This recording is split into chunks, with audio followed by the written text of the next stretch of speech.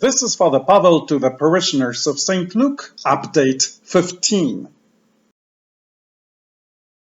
First of all, thank you so much on behalf of the entire St. Luke community for your donations online and through envelopes. Thank you for patrolling our premises, picking up trash, shooing away those who misbehave. I'm very grateful, especially to those few people who put a lot of time into cleaning, pruning, weeding. Thank you. In this way, we are making sure that this church survives until the time when the pandemic is over. We will continue offering an open church for private prayer on weekends, and I will be available for confessions during our regular Mass times. Because we're scaling down employment, the church will be closed from Monday to Friday, but we are available, answer the phone during office hours. I will be posting now weekly updates, and I hope this will give me some time and energy to post what I really prefer, biblical reflections. Especially, I would like to address what does the Bible say about times of crisis.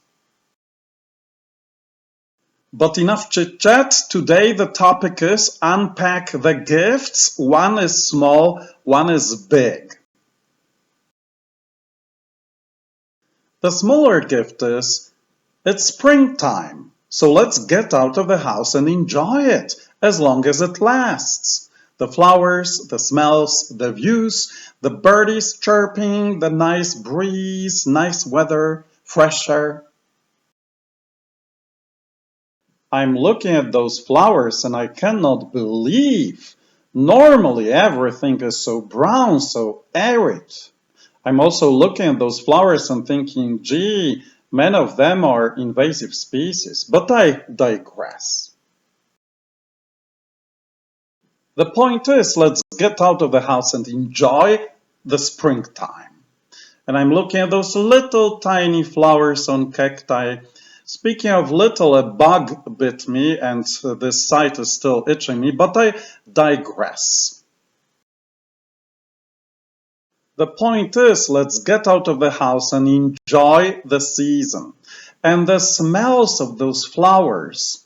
Also, there are horse riders here on those hikes, so the smell of horse urine, but I digress. The point is, let's get out of the house and enjoy the season. As I was walking here, I almost stepped within the striking range of a coiled rattlesnake. Thankfully, somebody behind me called "Watch out," so I really had time to jump away. But I digress. The point is, and I hope I convinced you, let's get out of the house and enjoy the springtime. But let's talk about the bigger gift.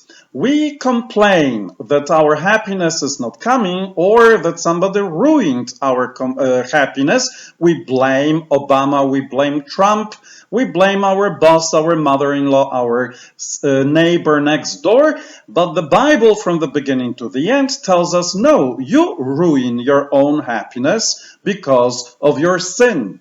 Because of your expectation that the whole universe pretends you are God. We spoke about it a little in the homily for Palm Sunday when we said we are those two-faced creatures who ruin our own relationships, our own happiness.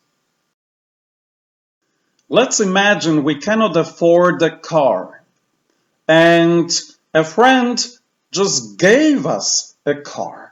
And now we're very happy we drive here and there, and we're not careful and we total it. And now we have to pay, for sure, to others for the damages done to them. Well, we have to somehow solve the problem with the car and of the car and maybe some other payments. And we have no money. What shall we do? Last week, God revealed to us, I gave you the car. You can never pay for the car and for the damages and buy a new car. You cannot. So I will pay for everything you've damaged, and I will buy you a new car. How does it feel? God erases your sins from your past. He offers you a life with no guilt. And on top of that, He offers you a life forever with Him in happiness and with all the saints. Sounds great, doesn't it? So why are we not opening that gift? Maybe we dismiss that gift because we are so great. And if our happiness is still elusive and our relationships are not working, it's not our fault, but the universe and others are to blame. As long as I am not capable of embracing my smallness, we spoke about it in a homily in March, I will keep blaming others and waiting for my happiness to come.